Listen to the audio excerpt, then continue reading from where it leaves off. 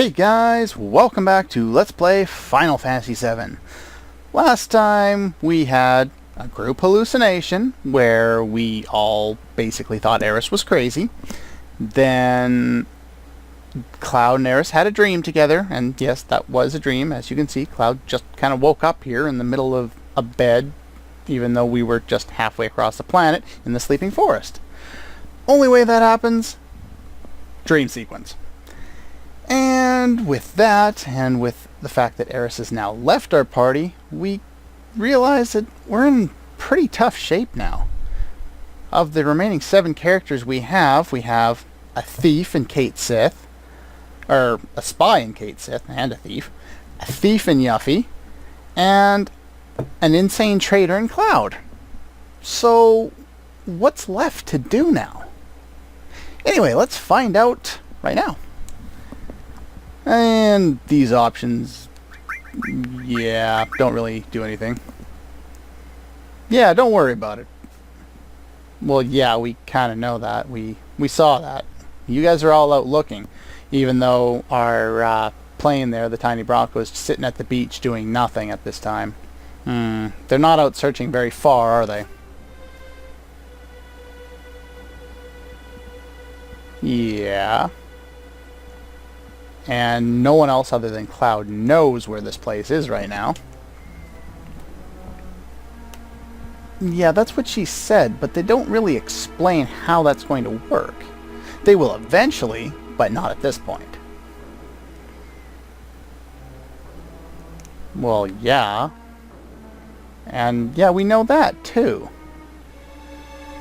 No doubt. At least Barrett finally gets some dialogue. He hasn't had any meaningful dialogue since we left Corel. I have a bit of a problem with the pacing in this game. You know, I like this game a lot and I enjoy playing it, but the pacing really does leave something to be desired. And apparently the reason why Cloud went apeshit last time was because of Sephiroth, though that, again, is not explained until much later. Damn right it's Cloud's fault. Well, yeah, I don't think anyone really understands themselves, to some extent anyway. Cloud just seems a little more lost than most. Ain't no getting off this train we on. Barrett seems to like that line. He either uses it directly or in some kind of a reference to it multiple times throughout the game. He likes the train reference. I think he's still thinking about Midgar. No. The main character's quitting the quest? How does that work? Too late. At least Barrett says it straight.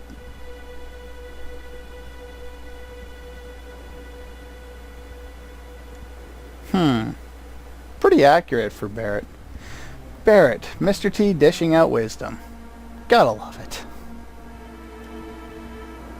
And Barrett's done dishing out wisdom. And of course Tifa still believes in everybody because it's Tifa. She seems to be the glue that holds the group together at a couple different times throughout the game.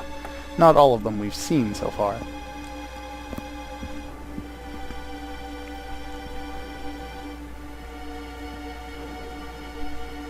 Here's Barrett having a sensitive side. Look at that! I think even Barrett's grown to give him a lot more respect, especially considering to where we started off when he didn't trust him, didn't like him, and wanted to beat the crap out of him at every turn. Anyway, dilemma aside, we control Cloud, let's get out of here. Yeah, how's it going?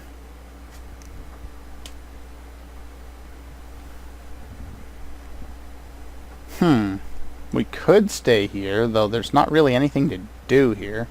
There's a ruined reactor, and as far as from what I can see anyway, there are like 3 shops, and that's the only job anyone in this village even has. Doesn't seem to be anything else here.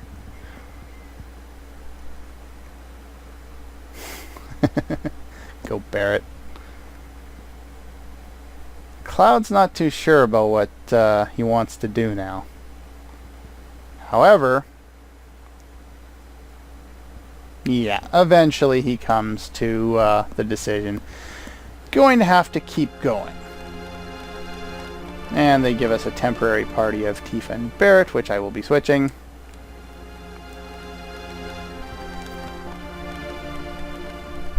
Yeah, since Gongaga here is actually optional, you can kind of get, well, not really lost, but you can have no idea where you're waking up in if, you know, if you didn't set that up ahead of time. Like, if you didn't go there, you wouldn't even know where you were until you rocked around and tried to find out where you were going.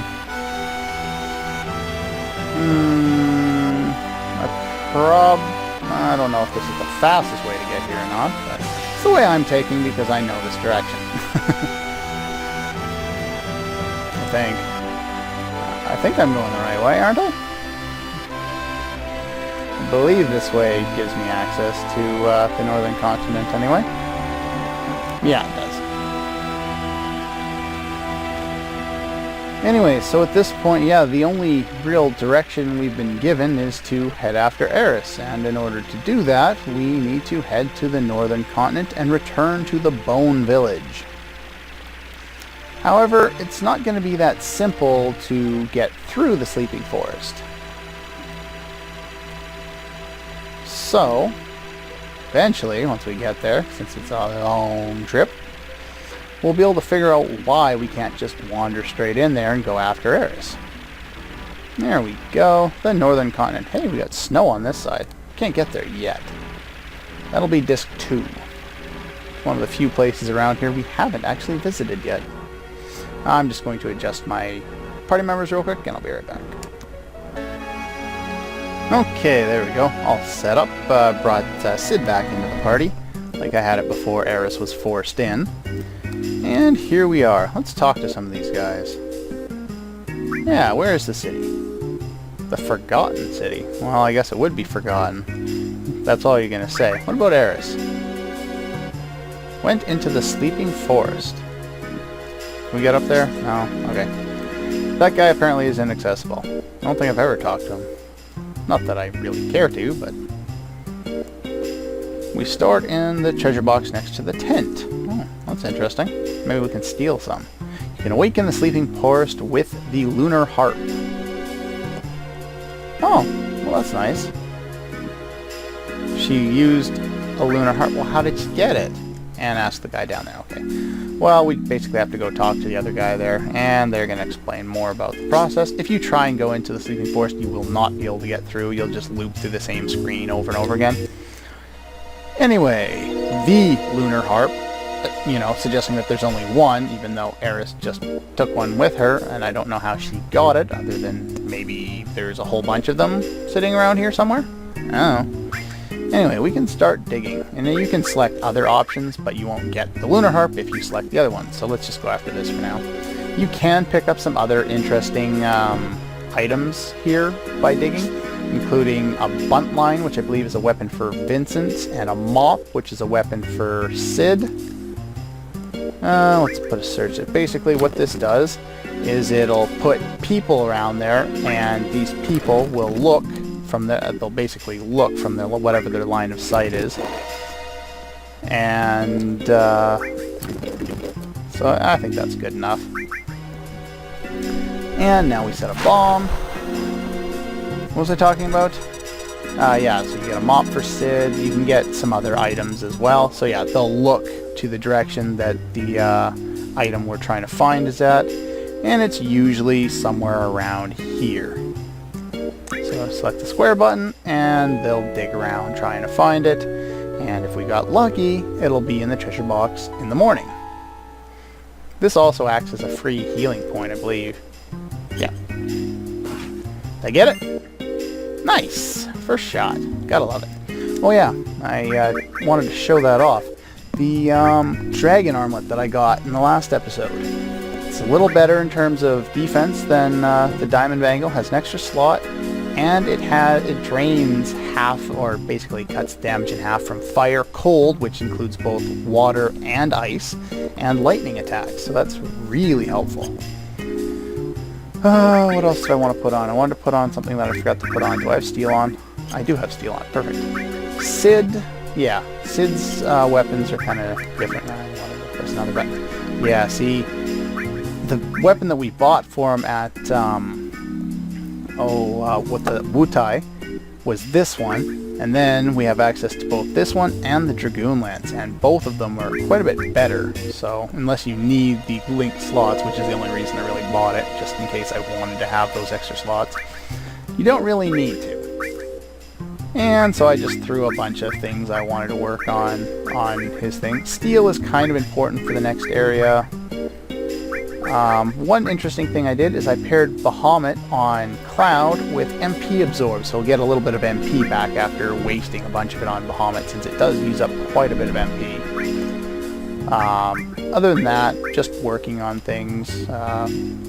Soon we'll be done with a lot of these alls and we won't have to put them on anymore. Vincent wants Death Blow because he still has the Sniper CR. Cover, work on it a little more, why not? And everything else is pretty standard at this point. Not much to worry about. But now that we have the Lunar Harp, and I forgot to set my timer up again, figures. What's this guy say? Distraction, so I can put my timer back on. Okay. Yeah, it confuses you. You may never come out. Yeah, a girl in pink and a guy in black. Doesn't seem to be a proper pairing, does it? Anyway, this becomes an automatic sequence. Otherwise, this screen will get looped over and over again, as I was saying before. But it's awoken, and you can still get the Kajata materia if you didn't do it earlier. But I did. Not that I'll be using it all that much. Okay, I want to go down this way, underneath here, and fight some new enemies, hopefully. What do we got here? Oh, I think I need to... What are you? Bound Fat and Maul Dancer. Maul Dancers are immune to gravity and wind, but only have about 600 HP. So, let's just take them out relatively quickly here with Beta. Bound Fat, on the other hand, is kind of unique. They have 5,000 HP. Okay, my bestiaries are wrong. Maybe they have 500 HP. You can steal Dazers from them, which is an item that can confuse, or no, paralyze your enemies. So I'm going to see if I can steal a couple of them while I'm in this area. Here we get a Water Ring. Water Ring, let's take a look at that here. Water Ring. There it is. It drains water attacks, so it absorbs water. There is another enemy in here that you can steal those from, and I want to steal a couple of those as well for an upcoming boss fight. So, while I'm in this area, which oddly enough doesn't last very long, I'm going to try and steal those.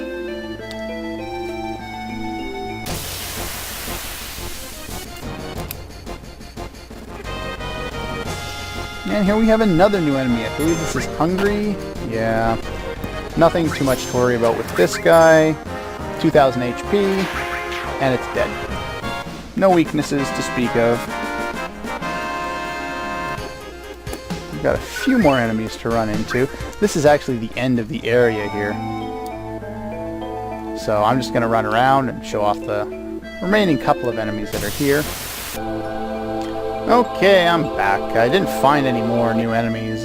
There's a later part of this area in another section after the City of the Ancients here that we can probably find the remaining enemies in.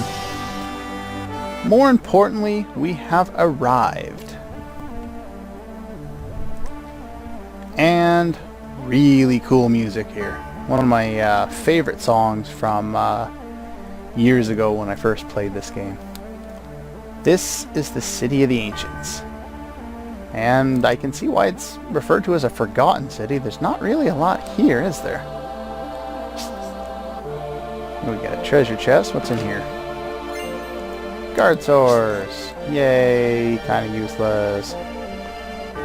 Ah well. It's something anyway. If you try and talk to these things, words of the ancients, and he can't understand them. And there's a bunch of these things throughout. I'm just going to loot most of the stuff here. That area up to the northwest there, we can't go there yet. Won't let us. So there's an elixir. That's always nice. Now here they give you the option to take a rest. You do not want to take a rest yet. No. You want to go back here and find the slightly hidden enemy skill materia. The third one, which means it's time for me to go off screen. Well, I'm not going to do it right away. I'm going to finish looting this area first. But, yeah, basically I'm going to go back and I'm going to get most of the enemy skills all over again. That's going to be lots of fun. You head into this area here. You can't really do anything over here yet, but do remember that this is here for later. It's pretty much all we can do from this side, actually. Just wanted to show you that that was there. The other thing we can do is we can actually go back to that center path and go down the other side. I should have done this backtracking off screen, but oh well, too late now. No battles in here, even though it's so disheveled. No one's obviously been able to upkeep it in quite a while. What else do we have in this area? I really just love the music. So awesome here. And we have a house that seems to be standing relatively well. And there's a save point in here if you care to use it. As well as a magic source.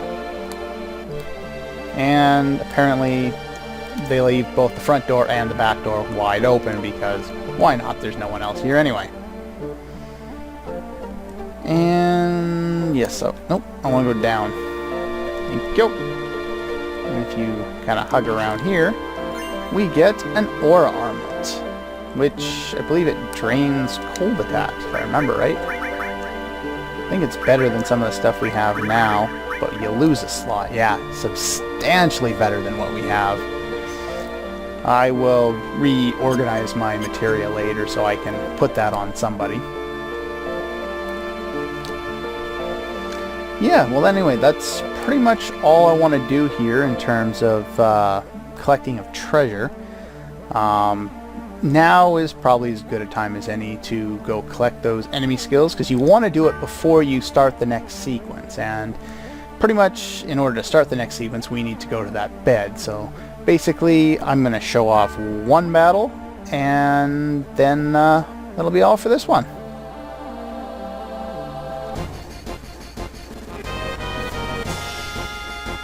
And here we go. This is the battle I wanted to show off, mainly because there is, I think, a couple of enemy skills that we got before that we can't actually get anymore. And the reason we can't get them anymore is because the area is either locked off or it was from a boss. In the case of trying, we won't be able to get that until later. Unless you haven't done fighting Godo in the... there we go. In the Wutai side quest there, because he uses it. Death sentence on Sid, and I removed his enemy skill materia that had it already learned and equipped the one that did not have it learned. If you try and learn an enemy skill while equipping both a enemy skill materia that has it learned and one that doesn't have it learned, it will not learn. So Death Sentence is one of the ones that we can't learn back at the Cave of the Gi because it is sealed up again.